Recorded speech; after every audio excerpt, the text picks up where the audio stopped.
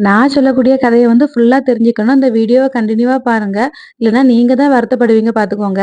இது வந்து ஒரு கிறிஸ்மஸ்க்காக வந்த கேக் ஆர்டர் தான். ஒரு அக்கா, தங்கச்சி தான் அந்த ஆர்டர் தந்திருந்தாங்க. ஒருத்தங்க வந்து 1/2 கேஜி குலோப் ஜாமுன் கேக்கும், ஒருத்தங்க வந்து 1 கேஜில ரசமலாய் கேக் ஆர்டரும் தந்திருந்தாங்க. பர்ட்டிகுலரா எந்த டிசைனுமே சொல்லல. சரி நம்ம தான் ஏதாவது டிசைன் போடலாம்னு சொல்லிட்டு, அந்த 1/2 கேஜி குலோப் ஜாமுன் கேக் இருக்குல்ல, அதுல வந்து கிறிஸ்மஸ் தொப்பி வச்சு ஒரு டிசைன் போட்டிருந்தேன். பார்க்கறதுக்கு ரொம்ப கியூட்டா இருந்துச்சு. கேக் டெக்கரேஷன்லாம் முடிஞ்ச பிறகு தான் தோணுச்சு, அந்த குலோப் ஜாமுன் கேக்ல மேல குலோப் ஜாமுன் வைக்கவே இல்லையே! அதே மாரி இந்த டிசைன்ல குலோப் ஜாமுன் வச்சாலும் அது நல்லா இருக்காது. அசிங்கமா இருக்கும். அதனால அந்த அக்காளுக்கு கால் பண்ணேன். கால் பண்ணிட்டு, "அக்கா இப்படி வந்து நான் குலோப் ஜாமுன் கேக்ல குலோப் ஜாமுன் வைக்கல.